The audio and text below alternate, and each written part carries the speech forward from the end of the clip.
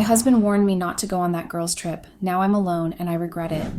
It's crazy how one minute you have everything that you need and want, and then because of silly mistakes, you lose everything in one go. That's my life right now. That's what I've done. Because of my greediness and selfishness, I've lost everything. My home, my husband, and even my kids. I'm all alone, and it's all my fault. He warned me. Seth warned me not to go on that trip. It was like he knew that was the end of our marriage if I left, but I was stubborn and I thought that I could go and still come back home. But guess what? I was wrong. Totally and absolutely. My husband warned me not to go on that girls' trip, but I didn't listen. And now I'm alone and I regret it. So much. Hello, Reddits. My name is Anna and I'm 40 years old. I've been married to my husband Seth for 18 whole years now, and we had 2 kids who obviously hate me now. We were married for that long, which meant we were happy, and we had something good going on between us. We had our routines, and we had our moments, and everything about us was love right from the start. Seth was an admirable guy and husband. He was kind, patient, and loving. He never gave me any reason to doubt what was between us, and he loved me a lot and never ceased to show me that. We met as fresh graduates at work, and we got married within a year of meeting. Everything was so fast-paced between us, and within 2 years of marriage, we had our 2 kids. I became a full housewife by choice, and not because Seth wanted me to stay at home with the kids. I chose to, and I loved every moment of it. Well, I thought I did, but over the years I just noticed I was bored. I was bored of everything, and the kids weren't around anymore to dot on, and they had their own lives to live, and they preferred to go out more with their friends. I didn't have anything to do, or something to keep me company, and I didn't really have any friends aside from the ones I got from the Moms Club that I was following online. We usually met sometimes, but it wasn't the same as having a real friend, and they were boring. All they ever talked about were kids, and it was like I suddenly realized that I had no life of my own outside my marriage and my children. And that realization came to being when I saw Sam, my friend from high school, who suddenly moved into the town I stayed in with Seth and our kids. I was envious of her. She had the best life, and she didn't spend her youth watching kids. She had nannies taking care of them while she had fun, and she didn't have the wrinkles and big tummy that needed working on like I did. She didn't dress the way I did, and I was really jealous of her. It didn't matter to me that her husband didn't care much about her, and that he was frolicking around with other ladies despite how clean and proper his wife appears to be. I was just so jealous of how she maintained her old looks, which I could not, and I was so blinded by that jealousy that I started hanging out with Sam and her friends. I thought they were cool, and they seemed not to have any worries. I started spending every day in front of a mirror trying to alter my looks, and I bought dresses that were half the dresses I was comfortable with, so I could look not as big as I felt. Even though Seth never made me feel unwanted, he still looked at me like I was the sexiest woman on earth, even after many years of being together. And I guess that made me forget to even try at all. But instead of trying for my husband to make our marriage even sweeter, I started trying for him. Andy, Sam's younger brother. When Sam moved into town and I started hanging out with them, doing all the stuff I was never comfortable with before, like the lipstick, makeup, and even shorter and tighter dresses, Seth complained about it, but he didn't try to stop me. Well, he couldn't. I became too difficult to handle. I just wouldn't listen to him, and at that moment it felt like he was trying to stop me from finally seeing the light. We married when we were both quite young, and I felt I didn't get to explore for that reason. But Seth was not understanding that. He was only trying to protect his image. The wife of a reputable multi-million company is seen hanging out with people that were considered shameless in the town. But I didn't mind him or anyone. I wanted a bit of fun, and hanging out with the girls seemed to give me exactly that, and that was what I did. I partied hard, arriving at home very drunk or even not coming home at all, just crashing at one of their places and sleeping off the hangover. Seth was certainly very displeased, and he tried his hardest to get me back on track, but I saw no reasons with him. But it all reduced after I met him. And that was because I was trying to play the good wife so that Seth never suspected my affair with Andy. Don't blame me yet. Hear me out first. I'm sure you don't blame me as much as I blame myself right now, but I honestly don't know what I was thinking at that moment, or maybe I wasn't thinking at all. Andy is younger than me in everything. He was barely even an adult, just in his 20s, only a few years older than me when I got married to Seth. And from the start, when Sam had first introduced her brother, who was going to be staying with her for a while, I did think of him as that, someone younger and someone I had no business being with. But when Andy started showing me affection, that thought ran out the window, and what was left was trying to impress him. Andy is a really handsome young man, with dimples on each side of his cheeks whenever he shows his goofy smile. He flirted easily, too, which always made me blush excessively, especially when he turned his charms on me. I didn't expect that I could become someone desirable for a young man, and I tried to dismiss my feelings.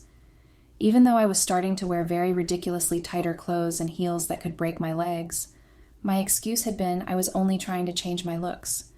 But I knew it was a lie because I looked forward to every time Andy's face lit up, and he looked at me like I'm that whipped cream on an ice cream cone. Instead of it disgusting me, it made me feel sexy and wanted, and I did more of it. Seth wasn't comfortable with my change of wardrobe, but I merely ignored any attempts of his to talk me out of it. I knew he was trying to fix the relationship I was only bent on breaking, but at that time, all I could focus on was what I had with Andy. The first time Andy and I slept together had been that night when the girls and I had gone on a one-day camping trip. I, of course, had gone without even telling Seth about it because I knew he would disagree knowing how allergic I was to foreign insect bites, but I went anyway. I believed if I covered up from head to toe, I was safe. It was supposed to be a girls' night out, but somehow Andy had managed to convince his sister to let him tag along, and knowing how convincing Andy could get whenever he needed to get something, it was no surprise his sister allowed him to come with us. We set up different camp beds because Sam had argued that she couldn't be cramped up with others because she hated people in her space. So we all set up different camping tents, but later that night, Andy had come into mine with the excuse that he couldn't sleep. We laid side by side and just talked about stupid things, and then before I knew it, Andy was kissing me. You'd expect that maybe I'll have some reservations being married and all, but it all floated away from me. I kissed Andy back, and that was apparently all the encouragement he needed. We went further and further until there was no form of clothing left between us, until it was just us and the way he made me feel. Andy made me feel a lot of things that night. He made me feel very sexy and beautiful despite having had 2 kids before. He didn't look at my old body like some dirtbag, but like something that needed worshiping. And he did that all night until he had to put on his clothes and go back to his tent, while we tried to pretend like nothing had gone on between us the next morning while with the other girls. That morning, after the sex with Andy that night, it felt like I had been missing out on what he had given me sexually. Like he made me feel the way Seth hadn't in years, and I would just say that I got addicted to it, to him, and to the things he made me feel, and that day had been the beginning of our affair. We continued sleeping with each other for almost 3 months before I eventually got discovered, and everything got ruined. I didn't think I was ever going to last that long with Andy, though, and I didn't know I would get so good at lying to Seth, whom I've been married to for that many years. I didn't know my life would change so much with an affair, especially with someone younger than me. But then it did change, and I didn't know it had until it got to this stage.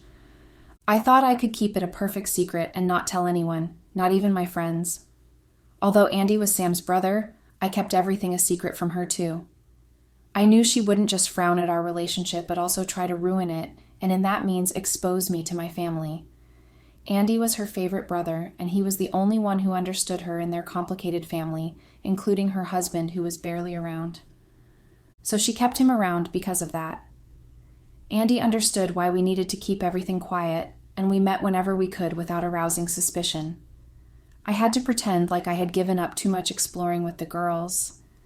I still went out with them, but not as much. I pretended to reduce it because I wanted Seth to suspect me less. I spent half the usual time I did at home, and I played it cool. Even though being home with Seth on weekends when my body itched to go be with Andy was a little too much for me, I was irritated by Seth, and I guess I couldn't hide it for much longer. Even the kids noticed the way I snapped at their father for things that never made any sense to me before, and I tried to keep it down. I really tried to downplay the whole thing. But eventually, even I couldn't hide the changes I had undergone while sleeping with Andy, and I even stopped sleeping with Seth at one point. He was nothing like Andy, and I couldn't bear sleeping with him anymore, so I stopped completely. And then after a whole month of trying to pretend I was who I always was before, I stopped trying. I continued spending a lot of time out hanging with my girls, and meanwhile I was only just spending time and money on Andy.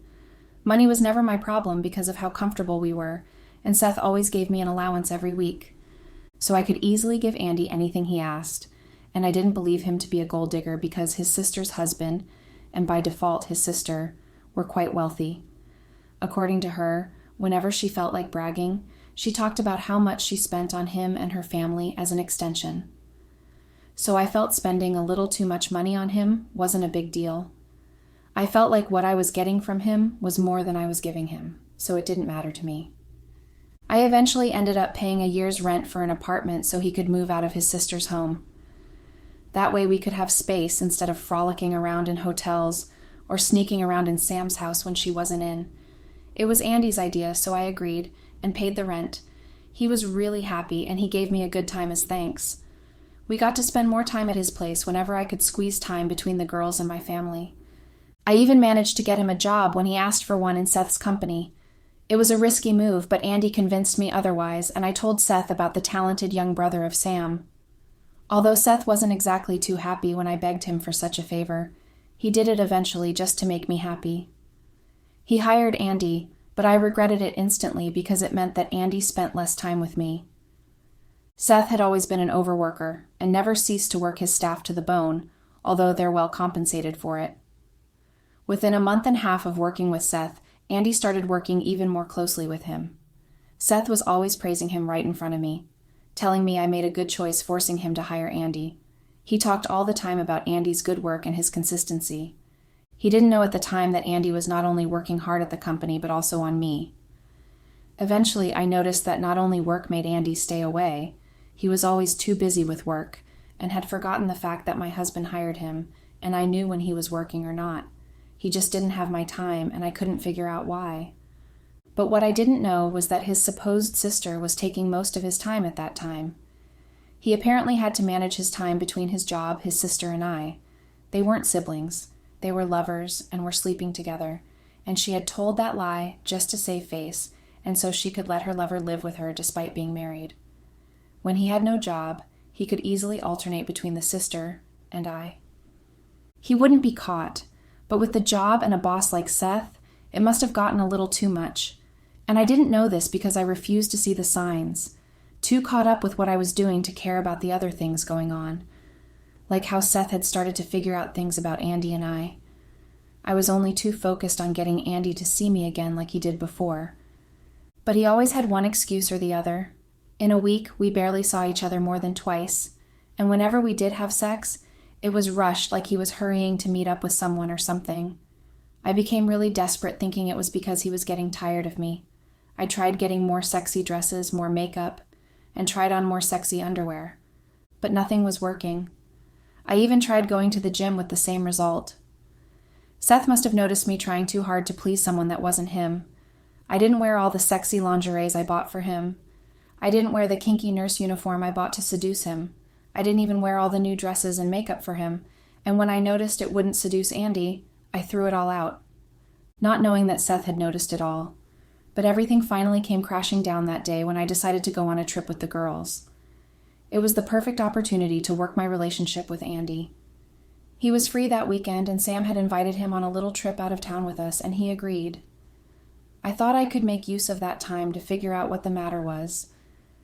But when I told Seth I was going on that trip, he warned me against going. Like he literally told me not to go because he might not be waiting anymore when I got back. I didn't understand what he was saying, and crazily, I didn't try to understand either. I felt he was just jealous I spent more time out than I did with him, and I felt he was being selfish and not the other way around. And I turned on him that night. I shouted at him right in front of the kids. I called him selfish and wicked. I called him evil for ensuring that I was never happy and wanting to take away the little happiness I found again with my friends. I said a lot of things that night that I regret, and I didn't mean any of it. I had said it in the heat of the moment. But I didn't feel sorry, not until 2 days after that day. I thought I was right and Seth was wrong. So I turned and went over to the guest room to sleep, and I packed my bags that morning to go on that trip with my friends and Andy, not minding my kids who stood at the door and begged me with their eyes not to leave without settling things with their dad. I felt there was always a chance to come back, to do things over. I didn't know that not walking away that morning was the only chance I got to be with my family ever again. I did go on the trip, ignoring the fact that Seth, who always called to ask if I was safe and if I was enjoying my stay, didn't this time. The kids didn't call or text either, but I ignored all of that. I thought it was something fixable as usual, so I enjoyed my stay at the hotel and the places we visited too. When it was night, I purposely disclosed the room number I was staying so that Andy would come over, but I waited until midnight and yet he never showed up. I was really upset and I went in search of him instead, but I got the shock of my life when I got there. Luckily, I had seen Sam entering Andy's hotel room, which was right in front of hers, and I was wondering what was happening. She didn't even close the door properly in her haste, and so it was easy for me to sneak in behind her, wanting to find out what was going on. I met her and Andy kissing rather hotly. Andy was stripping her off her nightgown. They weren't behaving like siblings right there, but exactly the way lovers would act. I must have made a sound because they had both turned, and when they noticed me, Sam had tried to cover up in shock. She begged me to keep it a secret, and she explained everything to me. She probably didn't even know that Andy was doing the same thing with me. He just looked at both of us and said nothing. He was probably sure I wouldn't expose him right there because I would be scared to ruin my friendship, and that had gotten me really angry. Thinking that Sam would support me against Andy, I exposed our own affair. I told her everything starting from the night we first slept together, expecting we both would be angry at the one enemy we had, but instead Sam had turned on me and dragged my hair. We fought like cats that night, waking up almost everyone in the hotel because we were kicked out before morning. I was so pissed and had to rent another hotel so I could collect myself. I realized that Andy wasn't worth risking anything for. And so were my so-called friends because immediately the other one had heard what happened. She stayed away from us both like she didn't have her own secrets too. I was grateful then that I still had a family to go to. I would just have to apologize to Seth and finally focus back on my family with no distractions. But I got home to see a different thing entirely. Everything was different, right from the garage to the doorway. I cannot believe that I would have to ring the doorbell to enter into the house I've lived in for so many years.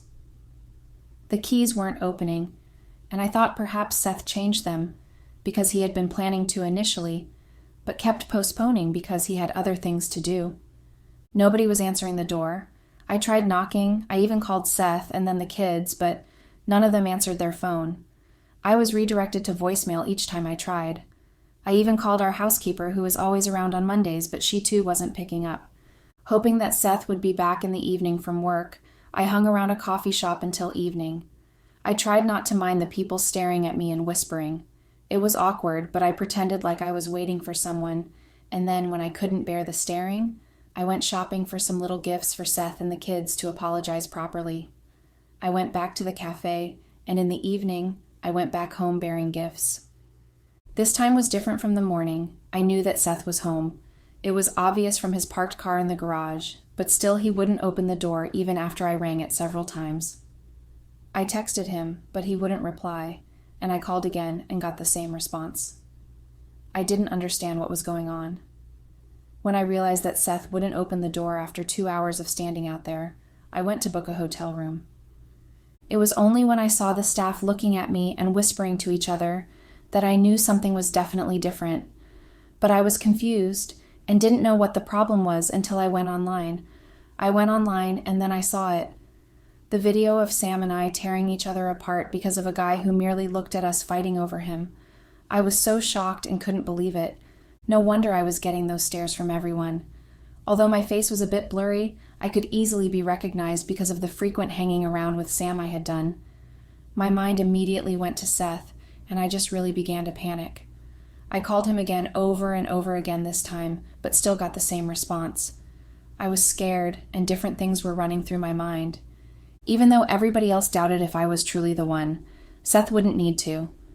He's known me for so many years, he only needed to see my hair color or my favorite nightwear to identify me. Things started unfolding really fast after that day. Seth wouldn't see me and wouldn't let me have any contact with the kids. Not that they even wanted one with me anyways. Seeing that I had gone to their school after a whole week had passed, and they pretended not to have seen me waiting outside in my scarf and my glasses as my disguise. I knew they saw me because they looked at me before turning away and walking to their driver. During the space of that 1 week, Seth had managed to ruin my life. He blocked my access to my account, and I was left with literally nothing except my ridiculously expensive dresses that I had to sell for half the prices just to gather enough money to rent a space to sleep because Seth wouldn't allow me anywhere near the house. I tried stalking him at the office, but I had no access either. I gathered enough information to know that Andy had been fired and would never get the chance to work in a corporate world if Seth had anything to do with it. Sam had it worse than Andy. She was also evicted out of her home by her husband after learning the truth from the video. I don't know where she is or how she's doing, nor do I care. I don't care about any of them, not Andy, not Sam. I care only about Seth, what he thought of me, and how I had managed to ruin us with my selfish attitude. I have done nothing but wonder what Seth must think of me, how he must have felt watching that video and seeing me tear at another woman because of a younger guy. I wondered if the kids had watched it too online, seeing their mom whom they've grown up to know doing something like that. But it was through my mom I knew that Seth had suspected the affair before the trip, and the video that got leaked by one of the workers at that hotel. He had his suspicions, and I fed it even more by refusing to heed his warnings of going on that trip. And the video had also provided the evidence he needed to affirm it.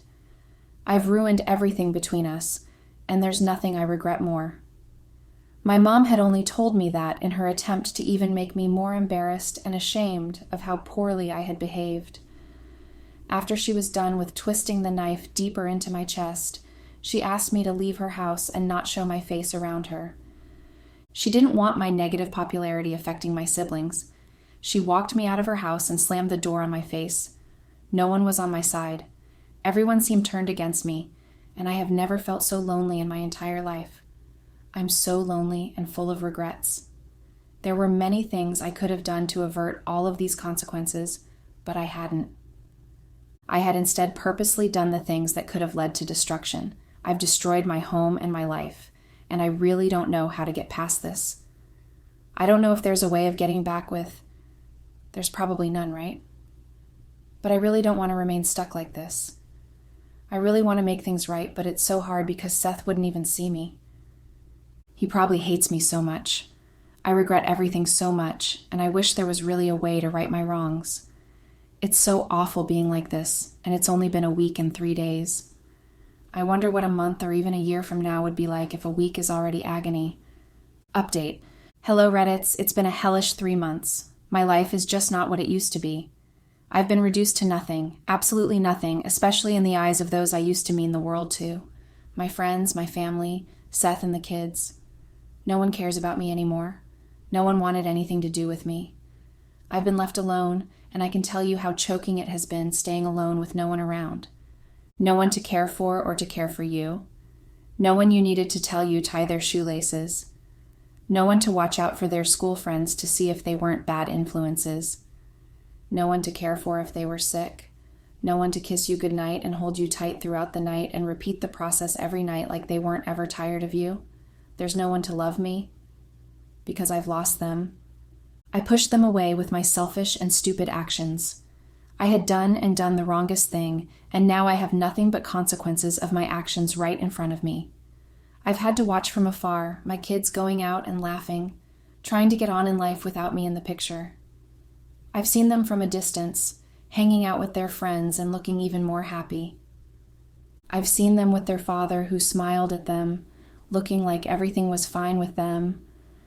They look so fine without me, it's so painful. It's so painful that they've moved on without me in the picture. It's so painful to realize just how easily one could get replaced, even if you were a wife and mother. It's so painful seeing them living their lives, ignoring me like I never existed. It hurts so badly knowing that I'm the cause of that. It's all my fault that they no longer regard me or care about me.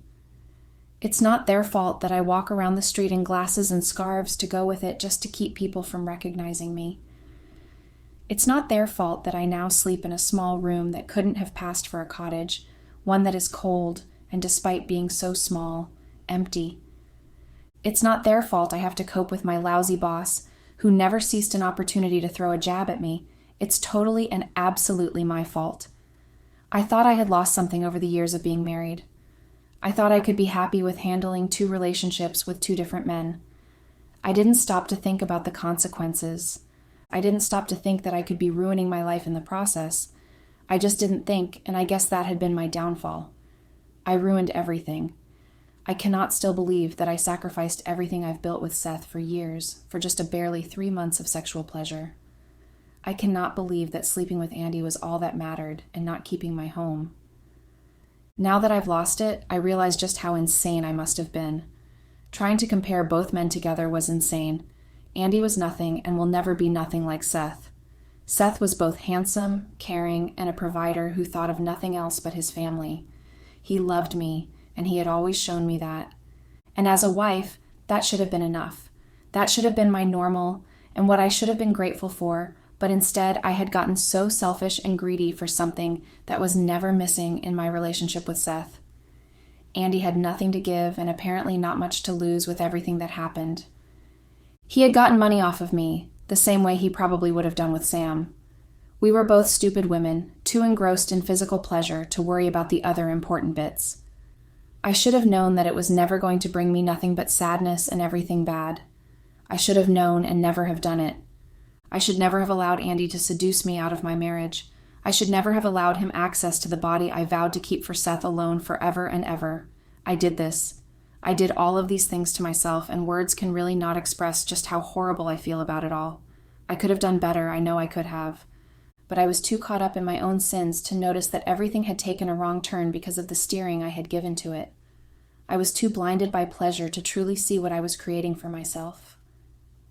A true disaster. I miss them so much.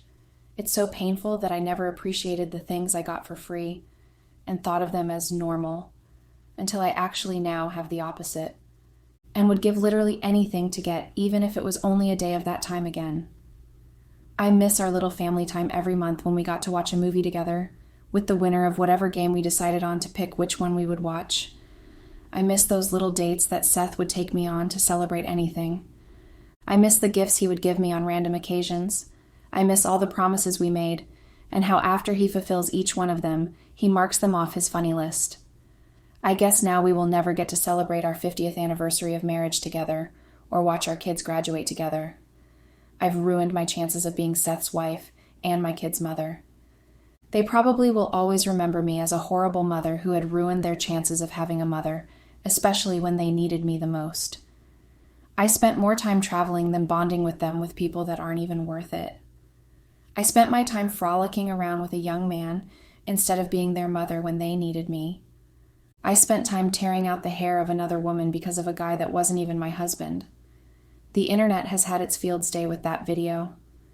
Different people with different things to say about just how silly it was for 2 married women fighting over a younger guy. They've managed to track Sam, who wasn't so careful at hiding, and they've bagged her ever since. But I have been able to steer clear of the internet, but that does not mean I'm safe from all my emotions that bug me every day and every time. I've had no peace of mind since that day, and I really do not know just how to do anything anymore. I know I came here looking for some sort of peace, but I have clearly found none. I did expect criticism, but I didn't expect this much. It's almost too much and unbearable to think of. I've been called a lot of insulting names, and I agreed with you all.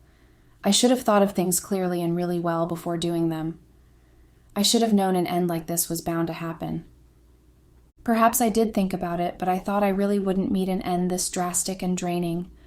Watching my life spiral fast from what it used to be as a wife and mother into this hopeless pit of hell that seems to have no end is so upsetting and sad. Watching myself become more of this version of a sad, depressed, and anxious woman is really so painful. I hope you guys don't end up like me, divorced and all alone with a lot of regrets and so much pain to bear. Thanks and goodbye.